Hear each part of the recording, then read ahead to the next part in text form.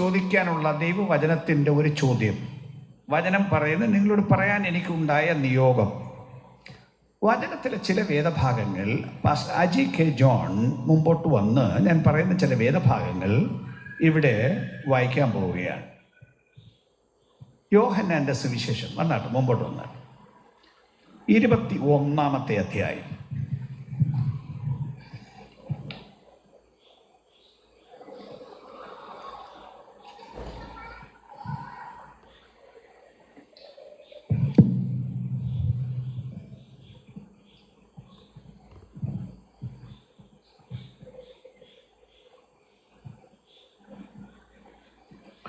ഒന്ന് മുതൽ 6 വരെയുള്ള വാക്യങ്ങൾ ആദ്യം ആ വാക്യം കൊടുത്താൽ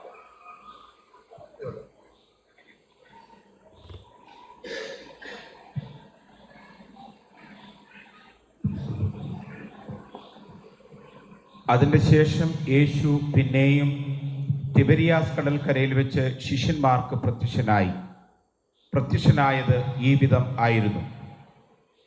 ശീമോൻ പത്രോസും ദിദിമോസ് എന്ന തോമസും ഗലീലയിലുള്ള കാനയിലെ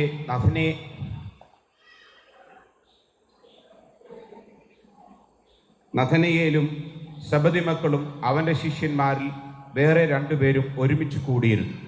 ശീമോൻ പത്രോസ് അവരോട്, ഞാൻ മീൻ പിടിപ്പാൻ പോകുന്നു എന്ന് പറഞ്ഞു. ഞങ്ങളും പോരുന്നു എന്ന് അവർ പറഞ്ഞു. അവർ പുറപ്പെട്ട് പടക് കയറിപ്പോയി. ആ രാത്രിയിൽ ഒന്നും പിടിച്ചില്ല. പുലർച്ചെയായപ്പോൾ യേശു കരയിൽ നിന്നിരുന്നു. യേശു ആകുന്നു എന്ന് ശിഷ്യന്മാർ അറിഞ്ഞില്ല. യേശു അവരോട്, കുഞ്ഞുങ്ങളെ കൂട്ടുവാൻ വല്ലതുമുണ്ടോ എന്ന് ചോദിച്ചു. ഇല്ല എന്നവർ ഉത്തരം പറഞ്ഞു. പടകിൻ്റെ വലത്തുഭാഗത്ത് വല വീശുവീൻ, എന്നാൽ നിങ്ങൾക്ക് കിട്ടും എന്ന് അവൻ അവരോട് പറഞ്ഞു.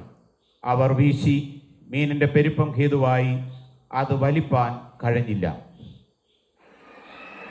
അതിൻ്റെ 15-ാം വാക്യം മുതൽ 19-ാം വാക്യം കൂടെ വരെയുള്ള വാക്യങ്ങൾ കൂടെ വായിക്കുന്നു. 15 മുതൽ 19 വരെയുള്ള വാക്യങ്ങൾ കൂടെ. അവർ പ്രാതൽ കഴിച്ച ശേഷം യേശു ശീമോൻ പത്രോസിനോട്, യോഹന്നാൻ്റെ മകനായ ശീമോനെ, നീ ഇവരിലധികമായി എന്നെ സ്നേഹിക്കുന്നുവോ എന്ന് ചോദിച്ചു. അതിനു അവൻ, ഉവ്വ് കർത്താവേ, എനിക്ക് നിന്നോട് പ്രിയമുണ്ട് എന്ന് നീ അറിയുന്നുവല്ലോ എന്ന് പറഞ്ഞു. എൻ്റെ കുഞ്ഞാടുകളെ മേയ്ക്ക എന്ന് അവൻ അവരോട് പറഞ്ഞു. രണ്ടാമതും അവനോട്, യോഹന്നാൻ്റെ മകനായ ശീമോനെ, നീ എന്നെ സ്നേഹിക്കുന്നുവോ എന്ന് ചോദിച്ചു. അതിനു അവൻ, ഉവ്വ് കർത്താവേ, എനിക്ക് നിന്നോട് പ്രിയമുണ്ട് എന്ന് നീ അറിയുന്നുവല്ലോ എന്ന് പറഞ്ഞു. എൻ്റെ ആടുകളെ പാലിക്ക എന്ന് അവൻ അവനോട് പറഞ്ഞു. മൂന്നാമതും അവനോട്, യോഹന്നാൻ്റെ മകനായ ശീമോനെ, നിനക്കെന്നോട് പ്രിയമുണ്ടോ എന്ന് ചോദിച്ചു. എന്നോട് പ്രിയമുണ്ടോ എന്ന് മൂന്നാമതും ചോദിക്കിയാൽ പത്രോസ് ദുഃഖിച്ചു. കർത്താവേ, നീ സകലവും അറിയുന്നു, എനിക്ക് നിന്നോട് പ്രിയമുണ്ട് എന്നും നീ അറിയുന്നു എന്ന് അവനോട് പറഞ്ഞു. യേശു അവനോട്, എൻ്റെ ആടുകളെ മേയ്ക്ക.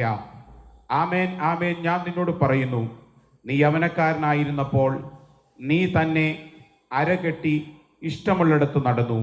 വയസ്സനായ ശേഷമോ നീ കൈ നീട്ടുകയും മറ്റൊരുത്തൻ നിന്റെ അരകെട്ടി നിനക്ക് ഇഷ്ടമില്ലാത്ത ഇടത്തേക്ക് നിന്നെ കൊണ്ടുപോവുകയും ചെയ്യും എന്ന് പറഞ്ഞു.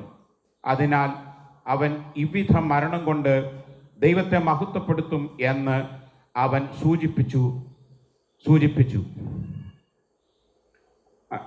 മഹത്വപ്പെടുത്തുമെന്ന് സൂചിപ്പിച്ചു. ഇത് പറഞ്ഞിട്ട് എന്നെ അനുഗമിക്ക എന്ന് അവനോട് പറഞ്ഞു. Thank you. യേശുക്രിസ്തുവിൻ്റെ പുനരുദ്ധാനത്തിന് ശേഷം ശിഷ്യന്മാരുമായിട്ടുള്ള യേശുക്രിസ്തുവിൻ്റെ സംഭാഷണത്തിൻ്റെ ഒരു ഭാഗമാണ് ഇപ്പോൾ ഈ വായിച്ചു കേട്ടത്. യേശുക്രിസ്തു ജീവിച്ചിരിക്കുമ്പോൾ തന്നെ അവിടുന്ന് മരിക്കുമെന്നും മരിക്കാൻ വേണ്ടി വന്നതാണെന്നും മരിച്ചിട്ട് ഉയർത്തെഴുന്നേൽക്കുമെന്നും ഉയർത്തെഴുന്നേറ്റിട്ട് സ്വർഗത്തിൽ പോകുമെന്നും വിവരങ്ങളെല്ലാം ശിഷ്യന്മാരോട് പറഞ്ഞിരുന്നു. എല്ലാവരോടും പറഞ്ഞിരുന്നു, അവരത് അറിഞ്ഞിരുന്നു. പക്ഷേ ഉൾക്കൊള്ളാൻ അവർക്ക് കഴിഞ്ഞില്ല. യേശു മരിക്കും എന്നത് ഉൾക്കൊള്ളാൻ അവർക്ക് സാധിച്ചില്ല.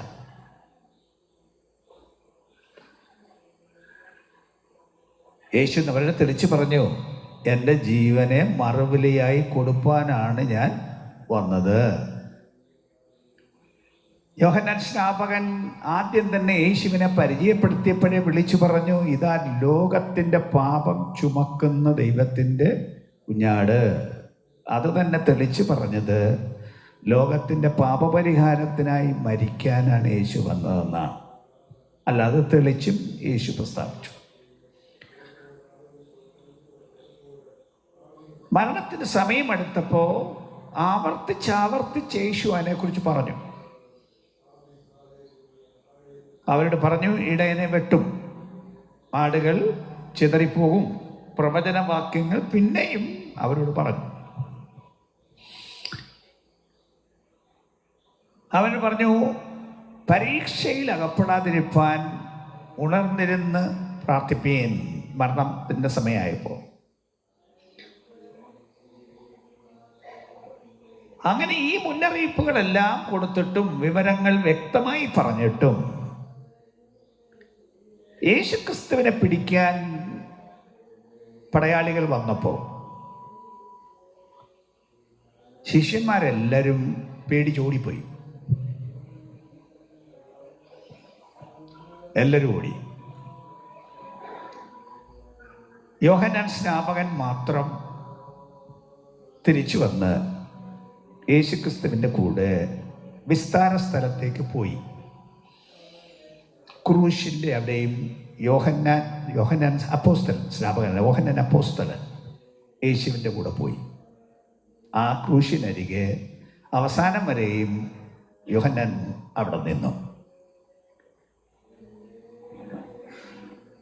നിന്നോടുകൂടി മരിക്കേണ്ടി വന്നാലും ഞാൻ അങ്ങയെ തള്ളിപ്പറയില്ല എന്ന് യേശുവിനെ തള്ളിപ്പറയുമെന്ന് പത്രോസിനോട് പറഞ്ഞതിന് മറുപടിയായിട്ട് പത്രോസ് പറഞ്ഞത്, നിന്നോടുകൂടെ മരിക്കേണ്ടി വന്നാലും ഞാൻ നിന്നെ തള്ളിപ്പറയില്ല എന്ന് പറഞ്ഞ പത്രോസ് എനിക്കിവനെ അറിയില്ല എന്നും അവസാനം പ്രാകുകയും ചെയ്ത് 3 പ്രാവശ്യം യേശുവിനെ തള്ളിപ്പറഞ്ഞു.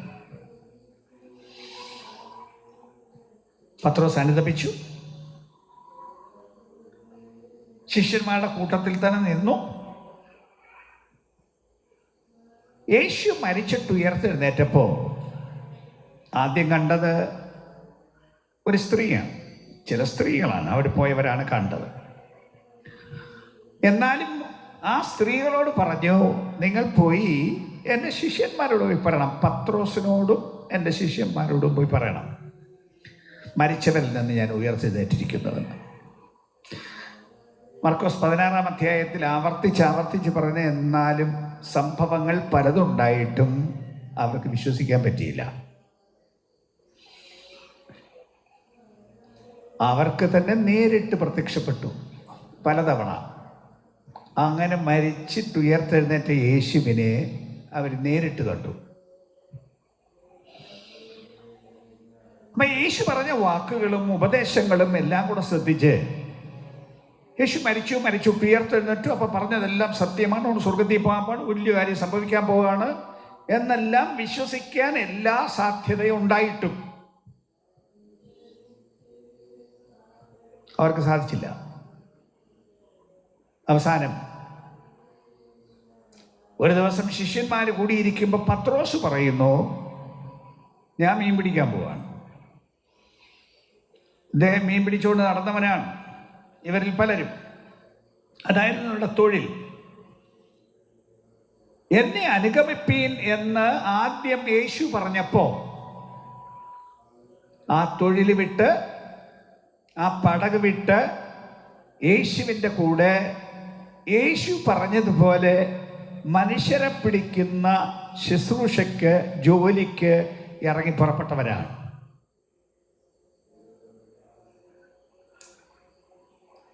യോഹന്നാനെ സംബന്ധിച്ചും മറ്റും പറയുന്നത്, അപ്പനോടുകൂടെ പടകിൽ ജോലി ചെയ്തുകൊണ്ടിരുന്നവൻ അപ്പനെയും പടകിനെയും എല്ലാം വിട്ടുവെച്ച് പോകുന്നവരാണ്.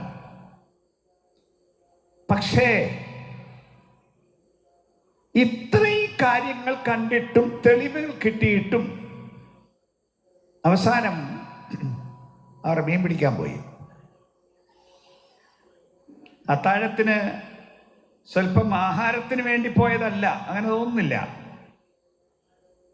വിട്ട പടക്, വിട്ട വല എടുത്ത് പോയൊരു സാഹചര്യം. യേശു അവിടെ ചെന്നു. എന്നിട്ട് അവർക്ക് അന്തിമമായി ഒരു നിയോഗം കൊടുക്കുന്ന സമയമാണ്. സ്വർഗാരോഹണം ചെയ്തതിന് തൊട്ടു മുമ്പുള്ള കാര്യമല്ല ഞാൻ പറയുന്നത്, അത് വേറെ. മത്തായി 28 അധ്യായത്തിൽ അത് പറയുന്നുണ്ട്. എന്നാൽ അതിനു മുമ്പ് അവർക്ക് നിയോഗം കൊടുക്കാൻ വേണ്ടി അവിടെ ചെല്ലുന്നു. പ്രത്യേകമായി ഇവിടെ സംസാരിക്കുന്ന എല്ലാ ശിഷ്യന്മാരോടും ആണെങ്കിലും ചോദ്യം പ്രൈമറി ആയിട്ട്, പ്രാഥമികമായിട്ട് പത്രോസിനോടാണ് ചോദിക്കുന്നത്. എല്ലാവർക്കും ബാധകമാണ് താനും. എന്താണ് ചോദിക്കുന്ന ചോദ്യം? പത്രോസേ, ഇവരിൽ അധികമായി അല്ലെങ്കിൽ ഇവയിൽ അധികമായി നീ എന്നെ സ്നേഹിക്കുന്നുവോ? അതാണ് യേശുവിൻ്റെ ഫൈനലായിട്ടുള്ള ചോദ്യം. ഇവരിൽ അധികമായി നീ എന്നെ സ്നേഹിക്കുന്നുവോ?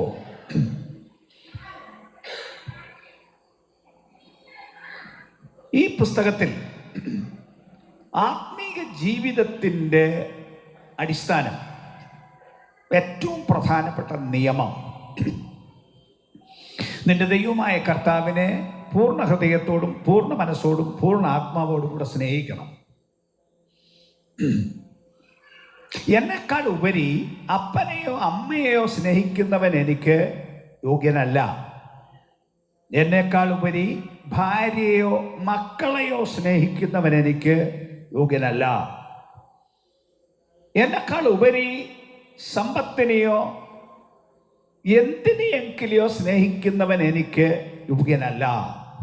അവൻ എൻ്റെ കൂടെ വരാൻ പറ്റില്ല. പൂർണ്ണ ഹൃദയത്തോടെ, പൂർണ്ണ മനസ്സോടെ, പൂർണ്ണ ആത്മാവോടെ ദൈവത്തെ സ്നേഹിക്കുന്നതാണ് ആത്മീക ജീവിതം. തൻകാര്യം കാണാൻ വേണ്ടി യേശുവിൻ്റെ കൂടെ പോകുന്നതല്ല ആത്മീക ജീവിതം. ഇന്നത്തെ ലോകത്തിൽ കാര്യങ്ങൾ പലതും തിരിഞ്ഞു വന്നിരിക്കുന്നു. തങ്ങളുടെ ആവശ്യങ്ങൾ നേടിക്കിട്ടാൻ വേണ്ടി, പൈസ ഉണ്ടാകാൻ വേണ്ടി, രോഗശാന്തി ഉണ്ടാകാൻ വേണ്ടി, മെച്ചമായ ജീവിത സൗകര്യങ്ങൾ കിട്ടുമെന്ന പ്രസംഗം കേട്ടതിൻ്റെ വെളിച്ചത്തിൽ ഇങ്ങനൊരു മാർഗത്തിലേക്ക് തിരിയുന്ന ഒരു സ്ഥിതിവിശേഷം ഇന്ന് ലോകത്തിൽ വ്യാപകമാണ്.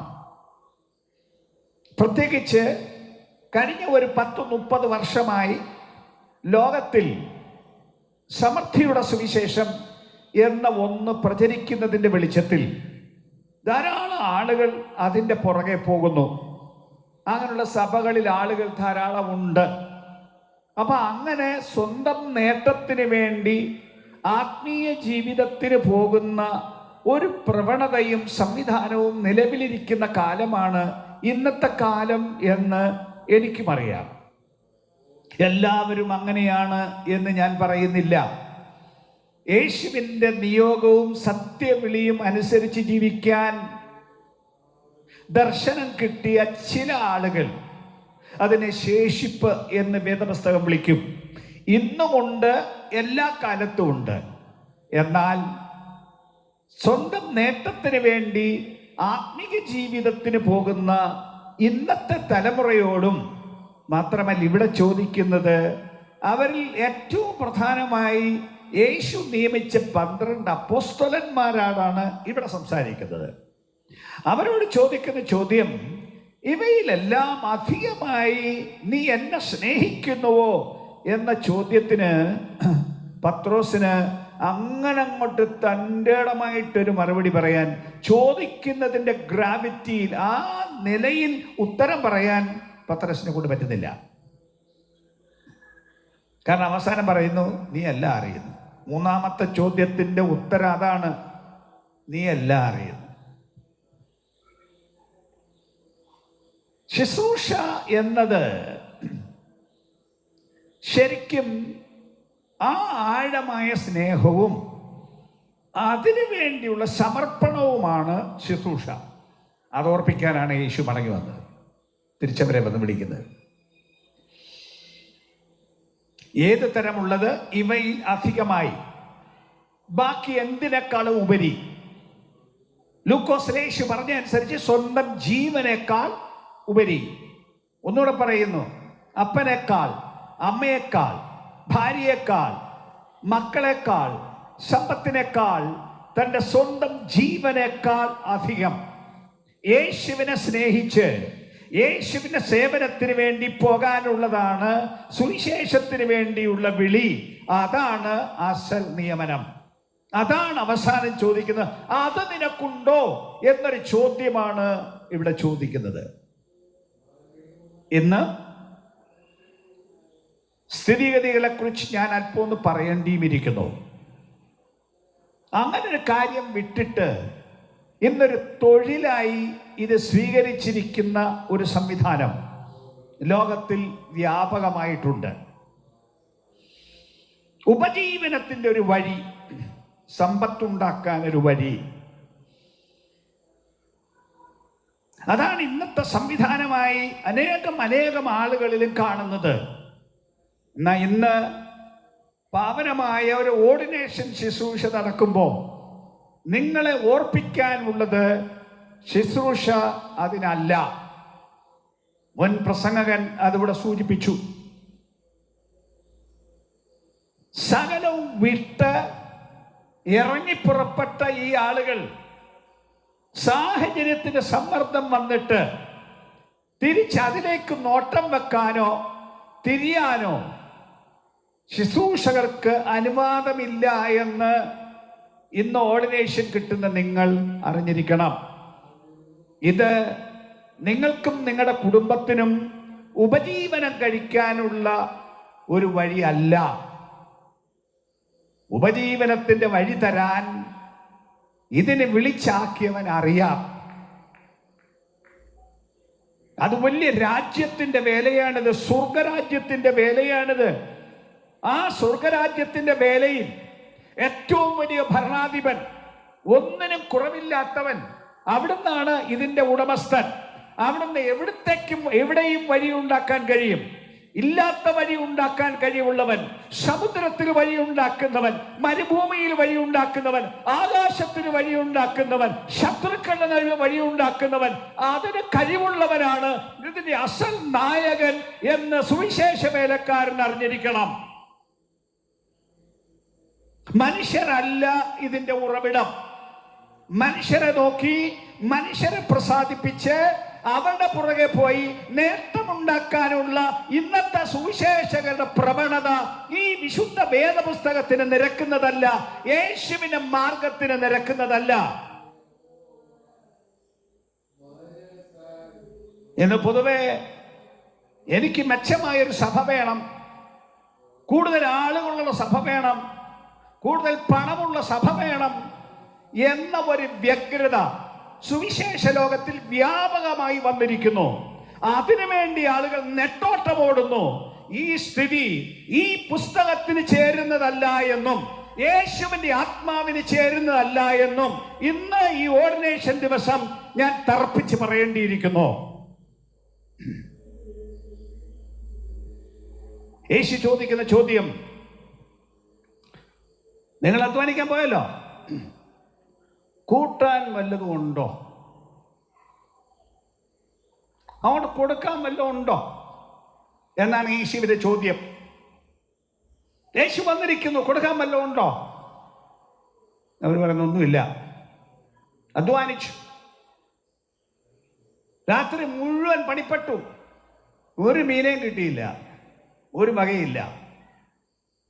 ഇന്ന് സുവിശേഷ വേലക്കാരോടും ദൈവത്തിന് ചോദിക്കാനുള്ള ചോദ്യം, വല്ലതും ഉണ്ടോ? കൈ വല്ലതും ഉണ്ടോ? പിടിച്ചത് വല്ലതും ഉണ്ടോ എന്ന് ചോദിച്ചാൽ, ഞാൻ ഈ സമൂഹത്തിൻ്റെ കണക്ക് എല്ലാ ആണ്ടിലും പരിശോധിക്കുന്ന ഒരാൾ കൂടിയാണ്. നിങ്ങൾ ആണ്ടുതോറും പൂരിപ്പിച്ചു വരുന്നൊരു ഫോം ഉണ്ടല്ലോ, ആ ഫോം കുത്തിയിരുന്ന് നോക്കുന്നിടത്തനാണ് ഞാൻ. ഒരാൾ പോലും സ്നാനപ്പെടാതെ എത്രയോ പേർക്ക് ഞങ്ങൾ ക്രിസ്ത്യൻ വർക്കർ സർട്ടിഫിക്കറ്റ് കൊടുക്കേണ്ടി വരുന്നു, ഞങ്ങൾ ലൈസൻസ് കൊടുക്കേണ്ടി വരുന്നു, ഞങ്ങൾ ഓർഡിനേഷൻ കൊടുക്കേണ്ടി വരുന്നു. ഇവിടുത്തെ സംവിധാന നിമിത്തം ഒരാൾ അധ്വാനിച്ചിട്ട് ഒരാളെപ്പോലും സഭയിൽ കൊണ്ടുവരാൻ കഴിയാതെ 5-8 വർഷം പ്രവർത്തിച്ചിട്ട് 20 പേരുടെ ഒരു സഭയുണ്ടാക്കാൻ കഴിയാതെ ഓർഡിനേഷൻ വേണം. ഇതല്ലേ ഇന്നത്തെ സ്ഥിതി? എന്തിനാണ് നമ്മെ വിളിച്ചത്? നമുക്കൊരു തൊഴിലിന് വേണ്ടി വിളിച്ചതാണെന്ന് ധരിക്കരുത്. പാപികളായ മനുഷ്യരെ രക്ഷിച്ച് സ്വർഗരാജ്യത്തിൽ കൊണ്ടെത്തിക്കാൻ അതിനുള്ള നിയോഗം തന്ന്, അതിനുള്ള അധികാരത്തിന്റെ വചനം തന്ന്, അതിനുവേണ്ടി പരിശുദ്ധാത്മാവിനെ തന്ന് ഈ സമൂഹം അതിനുവേണ്ടി നൽകി നിങ്ങളെ ആക്കിയിരിക്കുമ്പോൾ ആത്മാക്കളെ രക്ഷിച്ചില്ല എങ്കിൽ, ജനം രക്ഷിക്കപ്പെട്ടില്ല എങ്കിൽ, ജനം സ്നാനപ്പെട്ടില്ല എങ്കിൽ നിങ്ങളുടെ ശുശ്രൂഷ പരാജയമാണ്. അതിനെക്കുറിച്ചൊരു ഹൃദയവേദനയില്ലാതെ, അതിനെക്കുറിച്ചൊരു ലജ്ജയില്ലാതെ ജീവിക്കുന്ന ഒരു സ്ഥിതിവിശേഷം ഇന്ന് ഈ സമൂഹത്തിൽ വന്നു പറ്റിയിരിക്കുന്നു. സഹോദരങ്ങളെ, ദൈവം ഈ കാര്യത്തിൽ ദുഃഖിക്കുന്നു. ജനം രക്ഷിക്കപ്പെടുവാൻ കഴിയാതെ, അവരെ രക്ഷയിലേക്ക് കൊണ്ടുവരാൻ കഴിയാതെയുള്ള നിങ്ങളുടെ സകല അധ്വാനങ്ങളും ഫലശൂന്യമാണ് എന്ന് ഇന്ന് ഞാൻ തറപ്പിച്ച് പറയട്ടെ. അത്രയ്ക്ക് ശക്തിയില്ലാത്തതോ ഈ വചനം? ഇത് ഫലം കായ്ക്കാത്തതോ? നിങ്ങൾ പ്രാപിച്ചു എന്ന് പറഞ്ഞ പരിശുദ്ധാത്മാവിൽ ഒരു ശക്തിയുമില്ലയോ? അപ്പോൾ തന്നെ പത്രോസ് എഴുന്നേറ്റ് പ്രസംഗിച്ചപ്പോൾ ജനത്തിന്റെ ഹൃദയത്തിൽ കുത്തുകൊണ്ടു.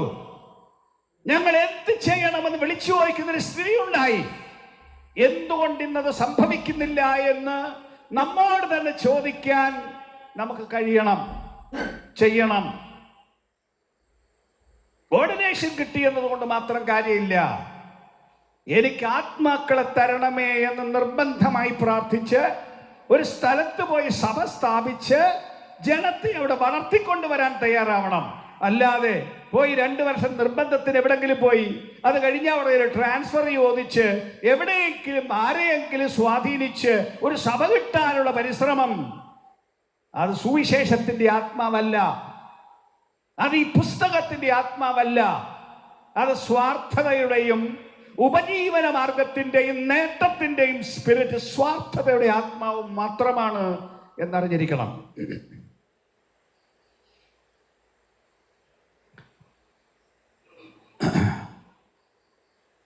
ഇത്തരത്തിൽ ആ സ്നേഹത്തെ ചോദിച്ചിട്ട് യേശു പറയുന്നു, 3 പ്രാവശ്യം ചോദിച്ചു.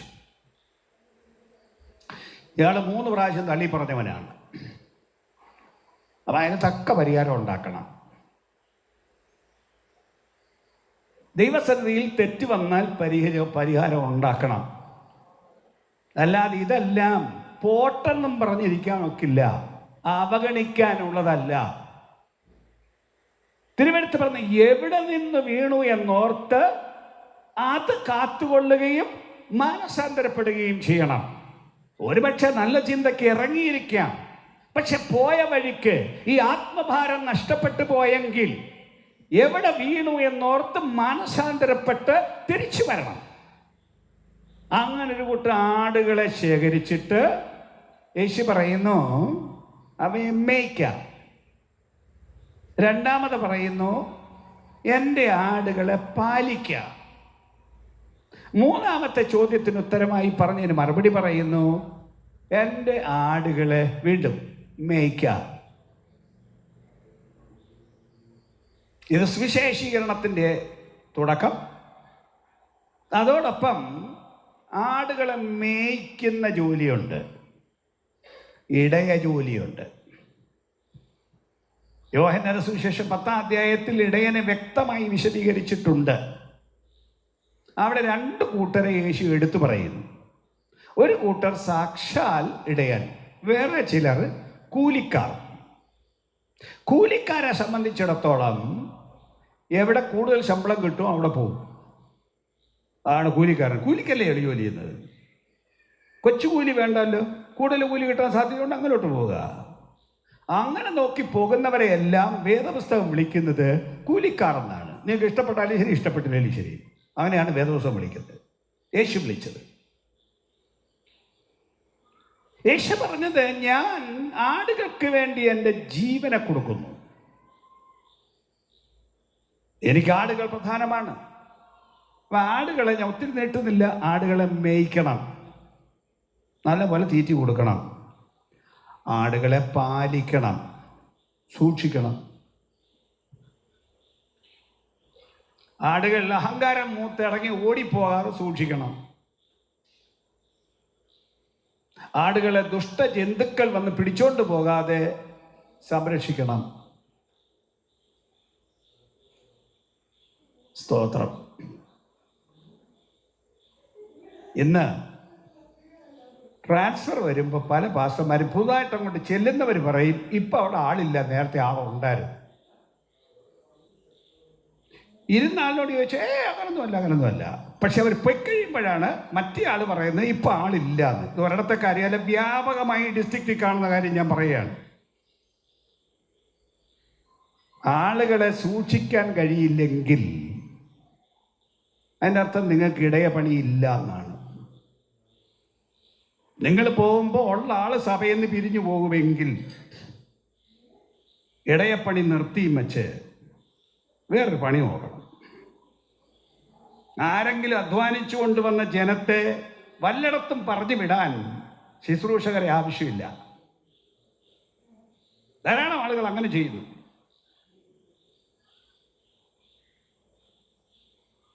എന്നിട്ടും പിന്നെ അവിടെ ഇരിക്കുന്നു. അവസാനത്തെ ആളും പോകുന്ന വരെ അവിടെ ഇരിക്കണം. സോറി, ഞാൻ ഇതിനകത്ത് നടക്കുന്ന കാര്യങ്ങൾ തെളിച്ച് പറയേണ്ടത് എൻ്റെ കടമയായി തീർന്നിരിക്കുന്നു.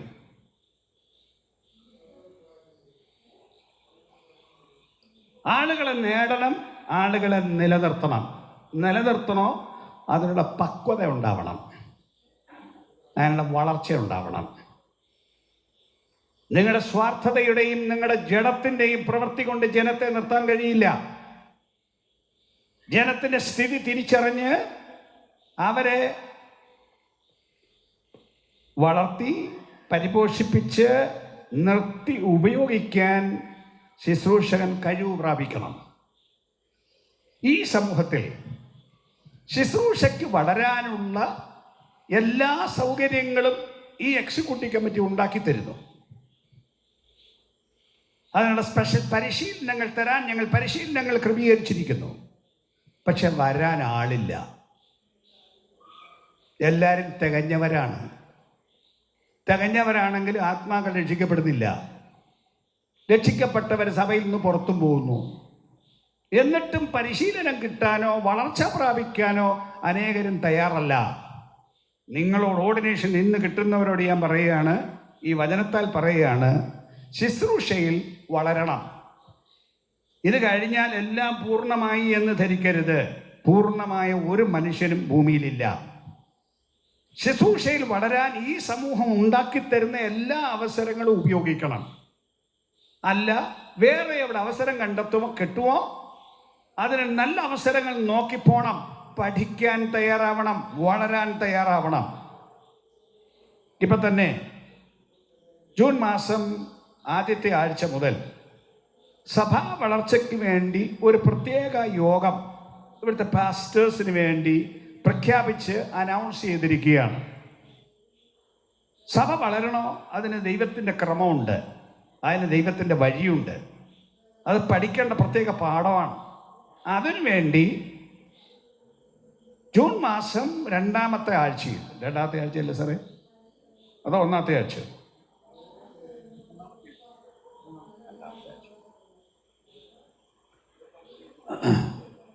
നമ്മൾ അഡ്വർടൈസ് ചെയ്തിട്ടുണ്ട്. ഹൈ റേഞ്ച് ട്രിനിറ്റി ബൈബിൾ കോളേജിൽ അണക്കര വെച്ച്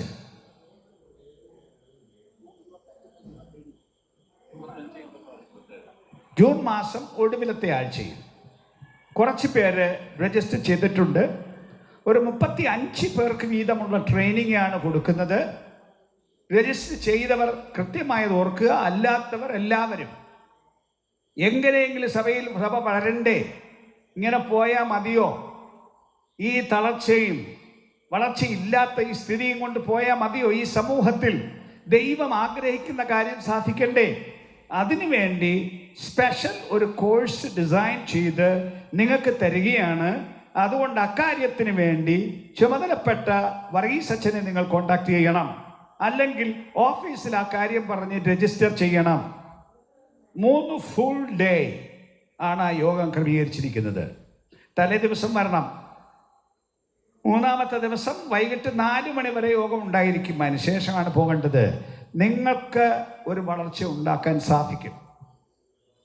കുറേയേറെ വർഷങ്ങൾക്ക് മുമ്പ്, വർഷങ്ങൾക്കപ്പുറം ഞാനും ഐസക് സാറും കൂടി ഒരു വളരെ പ്രധാനപ്പെട്ട ചേർച്ച് ഗ്രോത്ത് സെമിനാറിന് പോയി. ചേർച്ച് ഗ്രോത്തിൻ്റെ വളരെ പ്രധാനപ്പെട്ട ടോപ്പ് ലീഡേഴ്സ് നടത്തിയ ഒരു സെമിനാറാണ്. പോയിട്ട് വന്ന് ഞങ്ങളിവിടെ ചില സ്ഥലങ്ങളിൽ ചില യോഗങ്ങൾക്ക് പോയി. ഒരു സ്ഥലത്ത് ഞങ്ങൾ പോയപ്പോൾ ഉത്സാഹമുള്ളൊരു ശുശ്രൂഷകൻ ഒരു ചെറിയ കെട്ടിടം വാടകയ്ക്ക് എടുത്ത് സഭ നടത്തുകയാണ്. അപ്പം അവിടെ എഴുതി വച്ചിരിക്കുന്നു, ഈ സഭ നിറയെ ആത്മാക്കൾ. ദർശനമാണ്, സഭ നിറയെ ആത്മാക്കൾ. ഞങ്ങൾ അദ്ദേഹത്തോട് ചോദിച്ചു, ഈ ഹോളിൽ എത്ര പേർക്ക് ഇരിക്കാം? മേ ബി 25 പേർക്ക് ഇരിക്കാം.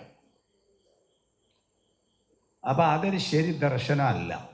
നല്ല ആഗ്രഹം. കാര്യങ്ങൾ ഞങ്ങൾ അദ്ദേഹത്തോട് സംസാരിച്ചു. അദ്ദേഹത്തിന് കാര്യം മനസ്സിലായി. അദ്ദേഹം ഒരു യോഗം വെച്ചു. അതോടെ ആ സഭ കേരളത്തിലെ നമ്മുടെ ഇടയിൽ ഒരു പ്രധാനപ്പെട്ട സഭയായിട്ട് വളർന്നു. ആ ദർശനം കിട്ടിയതോടെ IPC-കാരിൽ ഒരാൾ, പ്രധാനപ്പെട്ട ഒരാൾ, ഞങ്ങൾ ക്ലാസ് എടുക്കുന്നു എന്ന് കേട്ടു. ഞങ്ങളെ വിളിച്ചോണ്ട് പോയി. അപ്പം അവിടെ എഴുതി വെച്ചിരിക്കുന്ന ഇതുപോലെ ഹോൾ നിറയെ ആളുകൾ. മേ ബി അവർക്ക് അന്നൊരു 10-250 പേർക്ക് ഇരിക്കാവുന്നൊരു ഹോളുണ്ട്. അവിടെ ഞങ്ങൾ ഈ ക്ലാസ് എടുത്തു. അത് ഇന്ത്യ പെന്തക്കോസ്തിന്റെ ഒരു സഭയാണ്. ഒരു പ്രധാനപ്പെട്ട സഭയായിട്ട് സഭ വളർന്നു. ദർശനം പങ്കിടാൻ അല്ല, അങ്ങ് സതേൺ ഡിസ്ട്രിക്റ്റിൽ, അന്ന് മലയാള ഡിസ്ട്രിക്റ്റിന്റെ ഭാഗമാണ്, ഒരു സഭയിൽ ഒരു ഉത്സാഹമുള്ള ശുശ്രൂഷകൻ. അവിടെ ഞങ്ങൾ പോയി. ഒരു ചെറിയ ഷെഡിലെ യോഗം. പക്ഷെ കേരളത്തിലെ 1-ാമത്തെ സഭയായിട്ട് ആ സഭ വളർന്നു. നിങ്ങളുടെ സഭയ്ക്ക് വളരാൻ കഴിയും. നിങ്ങൾക്ക് ശുശ്രൂഷയിൽ നേട്ടമുണ്ടാക്കാൻ കഴിയും. അതിന് പരിശീലനം വേണം, അതിന് ശിക്ഷണം വേണം. ഈ സമൂഹം അതിന് ചെയ്യാൻ കഴിയുന്നതെല്ലാം ചെയ്യാൻ തയ്യാറാണ്. അതുകൊണ്ടൊരു കൊച്ചു സഭയുമായിട്ട് ഒതുങ്ങാതെ, മെച്ചമുള്ള സ്ഥലം തേടി പോകാതെ, എനിക്കൊരു സഭ സ്ഥാപിക്കണം, ആത്മാക്കളെ രക്ഷിക്കണം, ദൈവപ്രവൃത്തി വേണം എന്ന ആഗ്രഹത്തോടെ ഈ പറയുന്ന പോലെ പൂർണ്ണ സമർപ്പണത്തിന് തയ്യാറായാൽ ദൈവം ആ പ്രവൃത്തി ചെയ്യും. ഒന്നുകൂടെ പറയുന്നു, ശുശ്രൂഷയിൽ ആളുകൾ തെറ്റിപ്പോകുന്നുവെങ്കിൽ പരിശീലനത്തിന് വീണ്ടും പോകണം. എവിടെയാണ് തോൽവി സംഭവിച്ചതെന്ന് മനസ്സിലാക്കണം.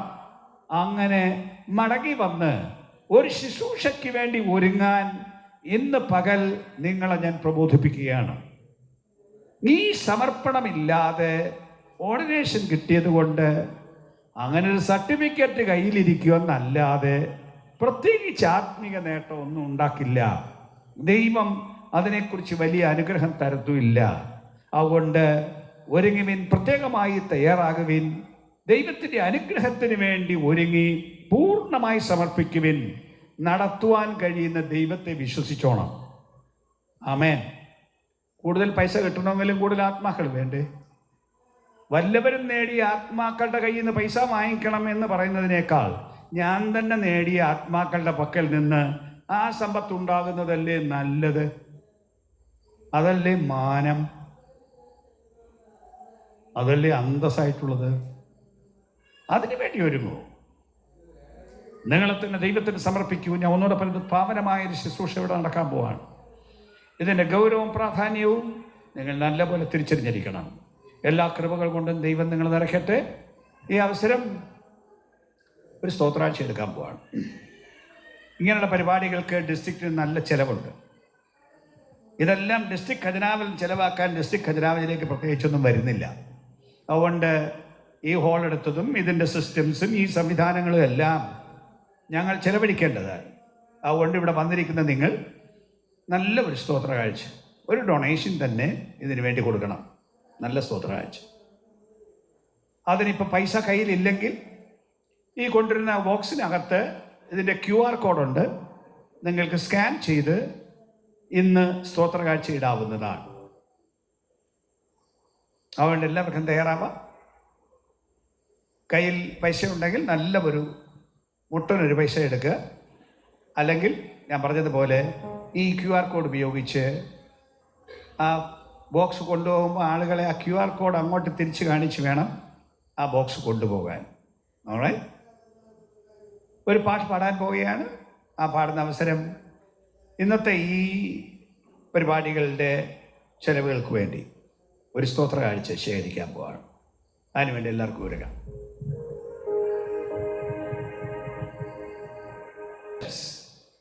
അധ്യക്ഷന്മാർ ഏക ഭാര്യയുടെ ഭർത്താവായിരിക്കണമെന്നും മക്കളെ പൂർണ്ണ ഗൗരവത്തോടെ ദൈവഭക്തിയിൽ പരിപാലിക്കുന്നവരായിരിക്കണമെന്നും വചനം പറയും. അതുകൊണ്ട് നമ്മുടെ പാസ്റ്റർമാർ മിക്കപേരും വിവാഹിതരാണ്.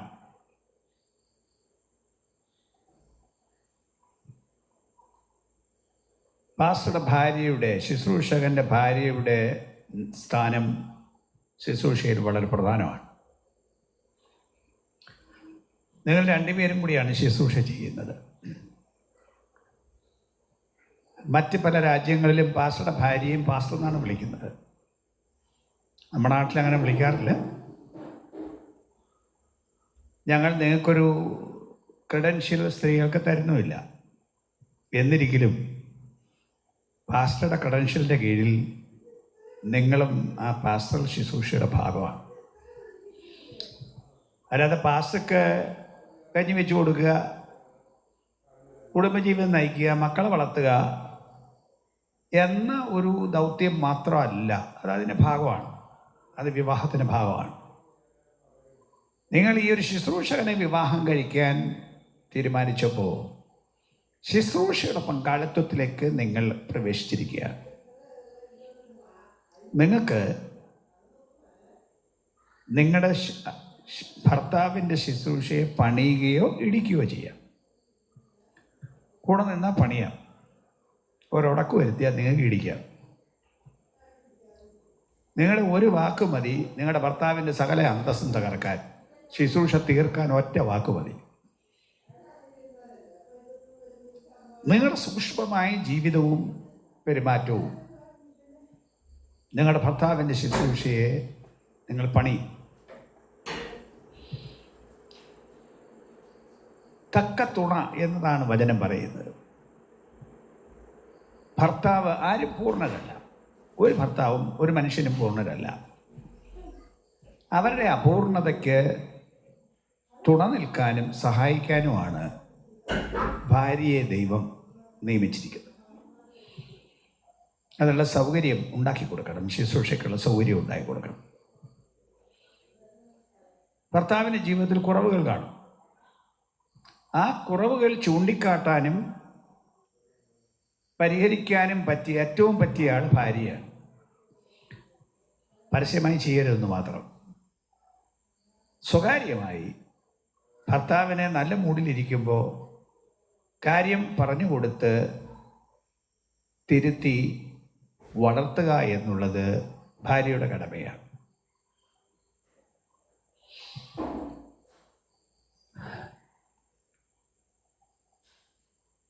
സഭയുടെ ശുശ്രൂഷയിൽ സഭാജനത്തെ ഒന്നിച്ചു കൊണ്ടുപോകുന്നതിൽ ഭാര്യയ്ക്ക് വലിയ പങ്കുണ്ട്. സഭയുടെ എല്ലാ കാര്യങ്ങളും നിങ്ങൾ ശ്രദ്ധിക്കണം. നിങ്ങളെല്ലാം നടത്തുന്നത് പക്ഷെ നിങ്ങളുടെ ശ്രദ്ധയിലിരിക്കണം. ഒരു സഭായോഗത്തിൽ ജനം വന്നാൽ അവിടെ എന്ത് സംഭവിക്കുന്നു എന്നുള്ളത് നിങ്ങൾ അറിഞ്ഞിരിക്കണം. നിങ്ങൾ ശ്രദ്ധിക്കണം. ആര് വന്നു ആര് വന്നില്ല എന്നുള്ളതും നിങ്ങൾ ശ്രദ്ധിക്കണം. പുതുതായിട്ടൊരാൾ വന്നാൽ അതും നിങ്ങളുടെ ശ്രദ്ധയിൽ വേണം. അതിന് സംവിധാനങ്ങൾ വേറെ സഭയിൽ ഉണ്ടാക്കണമെന്നുള്ള ശരിയാണെങ്കിൽ പോലും അതിൻ്റെ പ്രധാനപ്പെട്ട ഉത്തരവാദിത്വം പാസ്റ്ററുടെ ഭാര്യയ്ക്കാണ് എന്ന് അറിഞ്ഞിരിക്കണം. പ്രത്യേകിച്ച് സ്ത്രീകളുടെ കാര്യം നിങ്ങൾ ശ്രദ്ധിക്കണം.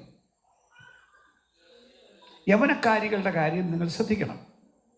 കുട്ടികളുടെ കാര്യം നിങ്ങൾ ശ്രദ്ധിക്കണം. അതിലെല്ലാം സജീവമായ പങ്കാളിത്തം വഹിക്കാൻ നിങ്ങൾക്ക് കഴിയും. പല പല പ്രശ്നങ്ങൾ ചെറുപ്പക്കാർക്കുണ്ടാവും. അതെല്ലാം കൈകാര്യം ചെയ്യാൻ നിങ്ങൾ കഴിയില്ലെങ്കിലും നിങ്ങളുടെ ശ്രദ്ധയിൽ അത് കൊണ്ടുവന്ന്, പാസ്റ്ററുടെ ശ്രദ്ധയിലും കൊണ്ടുവന്ന് അവയ്ക്ക് ആവശ്യമായ പരിഹാരം വരുത്താൻ നിങ്ങൾ ശ്രമിക്കണം. ഈ ജനത്തെ നിങ്ങൾ ചേർത്ത് പിടിക്കണം. പ്രായത്തിൽ ഒരു പക്ഷേ ജനത്തെക്കാൾ കുറവായിരിക്കാം, പക്ഷേ ഭർത്താവിനെ വിളിക്കുന്ന മൂപ്പൻ എന്നാണ്. മൂപ്പൻ എന്ന് പറഞ്ഞാൽ മൂപ്പുള്ള ആളെന്നാണ്. അത് പ്രായത്തിൻ്റെ മൂപ്പല്ല, വാസ്തവത്തിൽ പക്വതയുടെ, ആത്മീയത്തിൻ്റെ ആ മൂപ്പ് പാസ്റ്ററുടെ ഭാര്യയ്ക്കും വേണം. ജനത്തിൻ്റെ ഒരു അമ്മയെപ്പോലെ പെരുമാറാൻ നിങ്ങൾക്ക് കഴിയണം. ജനത്തിൻ്റെ ആവശ്യങ്ങളെ പരിഗണിക്കാൻ നിങ്ങൾക്ക് കഴിയണം. നിങ്ങളുടെ പാഴ്സണേജിൽ വരാൻ ജനത്തിന് സ്വാതന്ത്ര്യം തോന്നണം. അല്ലാതെ സഭയാകുമ്പോൾ എല്ലാം പൂട്ടിയിട്ടും വെച്ച് ജനമെല്ലാം പോയി കഴിഞ്ഞ് മാത്രം പാഴ്സണേജ് ഉറക്കുന്ന സമ്പ്രദായം പാടില്ല.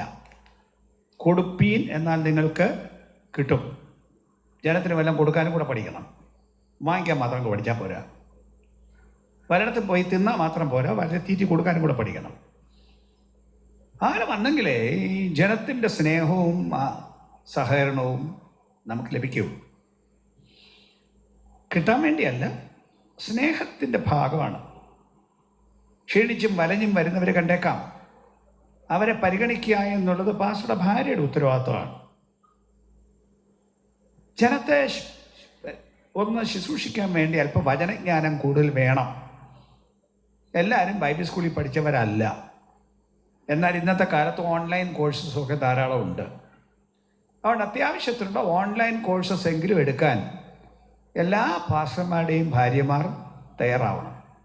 നിങ്ങളുടെ വചനജ്ഞാനം വർദ്ധിപ്പിക്കണം, നിങ്ങളുടെ കഴിവുകൾ വർദ്ധിപ്പിക്കണം.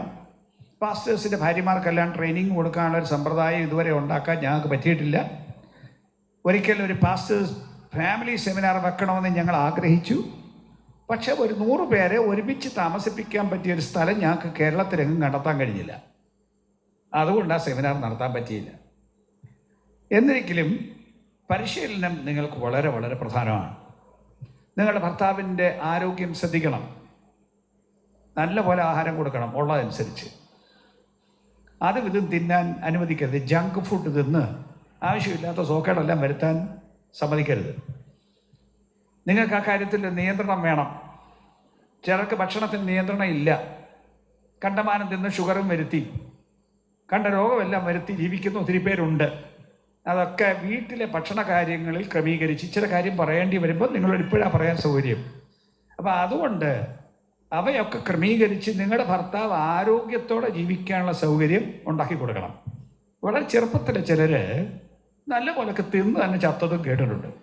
അപ്പോൾ അങ്ങനെയുള്ള സാഹചര്യങ്ങൾ വീട്ടിൽ ഒഴിവാക്കി നിങ്ങളുടെ ഭർത്താവ് ആരോഗ്യത്തോടെ ജീവിക്കാനുള്ള സൗകര്യം നിങ്ങൾ ഉണ്ടാക്കി കൊടുക്കണം. നിങ്ങളുടെ മക്കളെ പരിപാലിക്കുന്നതിൽ വളരെ നിങ്ങൾ ശ്രദ്ധിക്കണം. നമ്മുടെ മക്കൾ പ്രധാനമാണ്. അവർ ദൈവഭക്തിയിൽ ജീവിക്കേണ്ടതും വളരേണ്ടതും നിങ്ങളുടെ ശുശ്രൂഷയ്ക്ക് ആവശ്യമാണ്. എന്നാലേ ജനത്തിൻ്റെ മുമ്പാകെ നമുക്ക് നിൽക്കാൻ പറ്റുള്ളൂ. നിങ്ങളുടെ മക്കൾ വഴിതെറ്റിപ്പോയാൽ വേറെ ആരെയും ഉപദേശിക്കാൻ നിങ്ങൾ ചെന്നാൽ അവർ നിങ്ങളോട് മറിച്ച് ഉത്തരം പറയും. അത് വരാതിരിക്കാൻ സൂക്ഷ്മമായി പക്വതയോടുകൂടെ മക്കളെ വളർത്താൻ ശ്രമിക്കണം. ഇതിനൊക്കെ പ്രശ്നങ്ങളുണ്ടെങ്കിൽ പരിഹരിക്കാൻ പറ്റിയ സംവിധാനങ്ങളുണ്ട്, കൗൺസിലേഴ്സ് ഉണ്ട്. നിങ്ങളുടെ കുടുംബങ്ങളിൽ പ്രശ്നങ്ങളുണ്ടെങ്കിൽ പരിഹരിക്കണം. അല്ല പാസ്റ്റർമാരുടെ കുടുംബങ്ങളിൽ പ്രശ്നമുണ്ടെന്ന് പറഞ്ഞ് ആരോടും പറയാതെ ഒതുക്കി വെക്കുകയല്ല വേണ്ടിയത്. അതെല്ലാം അതിജീവിക്കാനുള്ള പരിശീലനം പ്രാപിക്കണം. നമുക്ക് പ്രൊഫഷണൽ കൗൺസിലേഴ്സ് തന്നെ നമ്മുടെ പാസ്റ്റേഴ്സായിട്ടുണ്ട്. ഐസക് സാറുണ്ട്, സന്തോഷ് സാറുണ്ട്, കെ സാമുവൽ സാർ, ഇവർ ഒക്കെ ഇവിടുത്തെ പ്രൊഫഷണൽ കൗൺസിലേഴ്സാണ്. അങ്ങനെ നമ്മുടെ കുടുംബങ്ങൾക്ക് വേണ്ട പരിശീലനങ്ങൾ നമ്മൾ ആവശ്യമുള്ള കൗൺസിലിംഗ് നേടുകയാണെങ്കിലും നല്ല പോലെ കാര്യങ്ങൾ ക്രമീകരിക്കണം. എന്നാലും സഭാപ്രശ്നത്തിൽ കയറി വർത്തമാനം പറയാൻ പാസ്റ്റർമാരുടെ ഭാര്യമാരെ തുനിയരുത്. അത് പ്രശ്നമുണ്ടാവും.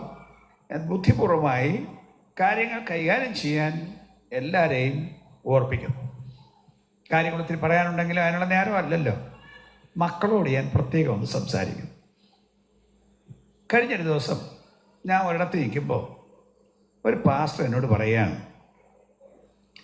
എൻ്റെ മോൻ പറയുകയാണ്, പപ്പ വേറെ ഒരു പണിയും ചെയ്ത് ജീവിക്കാൻ പറ്റിയില്ലയോ, ഈ ഒരു പണിയേ ഉള്ളായിരുന്നോ? മോൻ അടുത്ത് നിൽക്കുകയാണ്.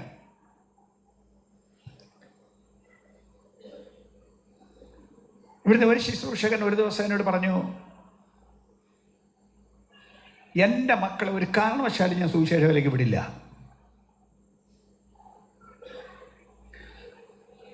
ഇത് കുട്ടികളുടെയും പല കുടുംബങ്ങളുടെയും സ്ഥിതിയാണ്. പെന്തിക്കോസ്ത് സഭയിൽ ഇതൊരു പ്രശ്നമാണ്.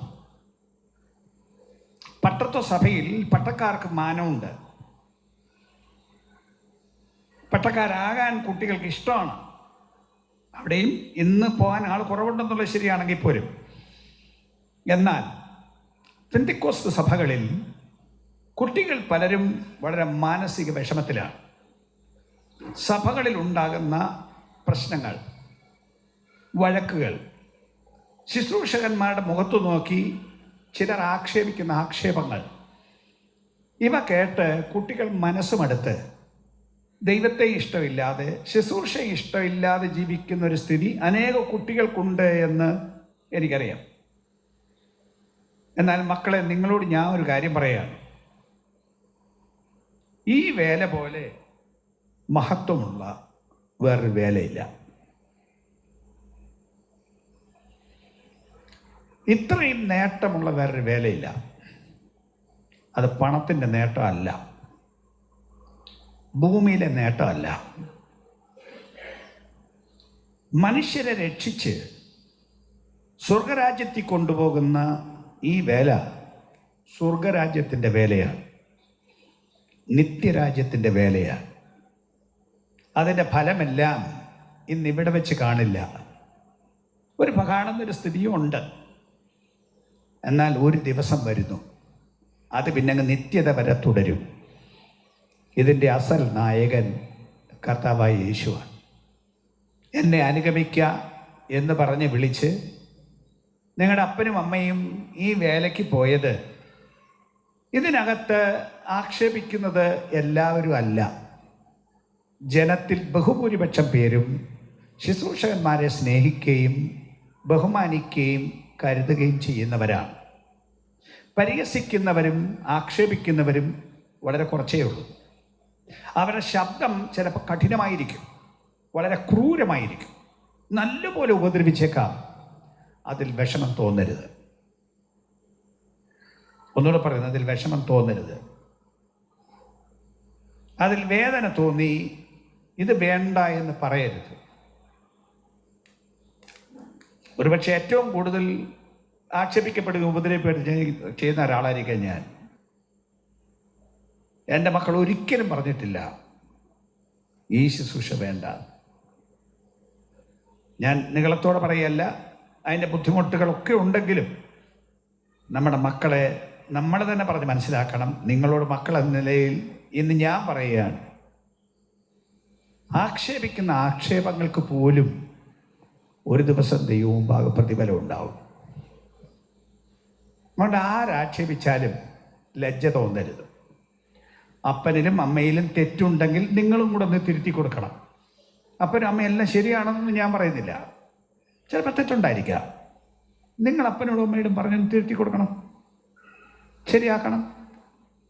എന്നാലും നമ്മൾ ജീവിക്കുന്ന ഉപജീവനത്തിൻ്റെ വഴി ദൈവത്തിൻ്റെ ജനം ദൈവസഭയിൽ തരുന്നതാണ്. അങ്ങനെയാണ് നമ്മൾ വളർന്നത്, നമ്മൾ പഠിച്ചത്. അതുകൊണ്ട് ജനത്തെ സ്നേഹത്തോടെ വിചാരിക്കണം. ഉപദ്രവിക്കുന്ന ചിലർക്ക് വേണ്ടി പ്രാർത്ഥിക്കണം. നശിക്കാൻ വേണ്ടിയല്ല, അവർക്ക് മനസാന്തരം ഉണ്ടാകാൻ വേണ്ടി പ്രാർത്ഥിക്കണം.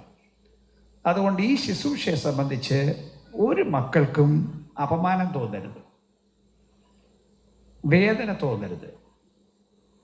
ഈ ശുശ്രൂഷയുടെ പാത പിന്തുടരാൻ നിങ്ങൾ തയ്യാറാവണം. നിങ്ങളുടെ മക്കളുടെ കാലം വരുമ്പോൾ അവരും ഈ ശുശ്രൂഷയുടെ പാത പിന്തുടരാൻ തയ്യാറാവണം. ഞാൻ ഒന്നുകൂടെ പറയുന്നു, ഏറ്റവും മഹത്വമുള്ള ജോലി മഹാരാജാവായ ദൈവത്തിൻ്റെ സുവിശേഷത്തിൻ്റെ ജോലിയാണ്. അതിനെക്കുറിച്ച് അഭിമാനത്തോടെ നിങ്ങൾ ജീവിക്കണം. അപ്പനും അമ്മയും നല്ല രീതിയിൽ ശുശ്രൂഷിക്കാൻ നിങ്ങൾ സൗകര്യം ഉണ്ടാക്കി കൊടുക്കണം. നിങ്ങളുടെ ജീവിതത്തെ നിങ്ങൾക്കാക്കണം. വേണ്ടാത്ത കൂട്ടുകെട്ടിന് പോകരുത്. ഇന്നത്തെ ലോകത്തിലെ തിന്മകൾ അതിൻ്റെ പുറകെ നിങ്ങൾ പോകരുത്. നിങ്ങളെ ബാക്കി കുട്ടികളെല്ലാം നോക്കും, ജനം നോക്കും. നിങ്ങൾക്ക് നിങ്ങളുടെ പരിമിതികളുണ്ടെങ്കിലും നിങ്ങൾ തികവുള്ളൊരു കുട്ടിയായിരിക്കണമെന്നാണ് അവരുടെ പ്രതീക്ഷ. അത് പറ്റില്ല. എന്നിരിക്കലും മെച്ചമായി ജീവിക്കാൻ നിങ്ങളെ സമർപ്പിച്ചു കൊടുക്കണം.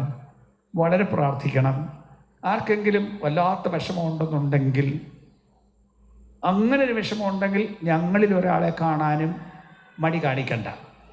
അങ്ങനെ ആവശ്യത്തിന് വിളിച്ചാൽ അതിന് ഞങ്ങൾ മറുപടി തരാം. നിങ്ങളുടെ പ്രശ്നം പരിഹരിക്കുക എന്നുള്ളത് ഞങ്ങളുടെയും കൂടെ ആവശ്യമാണ്. ഞങ്ങളതിൽ മനസ്സുള്ളവരാണ്. ഞങ്ങൾ എവിടെയെങ്കിലും വരുമ്പോൾ ഞങ്ങളെ ഒന്ന് കാണാനോ ഒരു വാക്ക് പറയാനോ പേടിയൊന്നും തോന്നണ്ട. സൂപ്രണ്ടെന്ന് പറഞ്ഞാൽ അങ്ങനെ പേടിക്കേണ്ട കാര്യമൊന്നുമില്ല. സൂപ്രണ്ടിൻ്റെ ബഹുമാനവും നിലയെല്ലാം ഉണ്ട്. എന്നിരിക്കലും നിങ്ങളുടെ ആവശ്യങ്ങൾക്ക് വേണ്ടിയും നിങ്ങളെ സഹായിക്കാനും ഉള്ളവരാണ് സൂപ്രണ്ടും ബാക്കി എക്സിക്യൂട്ടീവ് കമ്മിറ്റി അംഗങ്ങളെല്ലാം. അതുകൊണ്ട് എല്ലാ തരത്തിലും ദൈവത്തിൻ്റെ രാജ്യം വളരണം. അഭിമാനത്തോടെ അന്തസ്സോടെ ശുശ്രൂഷ ചെയ്യാൻ എല്ലാവരും തയ്യാറായിരിക്കൂ. സഹോദരിമാരെ, ദൈവം നിങ്ങളെ അനുഗ്രഹിക്കട്ടെ. അപ്പനമ്മമാർ ഉത്സാഹത്തോടെ ദൈവത്തിൻ്റെ ഈ മക്കളെ ദൈവത്തിന് വേണ്ടി വിട്ടു. അതൊരു വലിയ മഹത്വമുള്ള കാര്യമാണ്. അതിനെക്കുറിച്ച് അഭിമാനത്തോടെ നിൽക്കണം. നിങ്ങളും നിങ്ങളുടെ പിന്തുണ പൂർണ്ണമായി കൊടുത്ത് ശുശ്രൂഷയിൽ സഹായിക്കണം. ചില അമ്മമാരും കൂടി ശുശ്രൂഷ ചെയ്യുന്നവരുണ്ട്. നമ്മുടെ ജോമോൻ്റെ അമ്മയൊക്കെ ശുശ്രൂഷയിൽ സജീവമായി കൂടെ നിന്ന് ശുശ്രൂഷ ചെയ്യുന്നവരാണ്. മറ്റു പലരും അങ്ങനെ കണ്ടേക്കാം. എല്ലാവരെയും ദൈവം അനുഗ്രഹിക്കട്ടെ.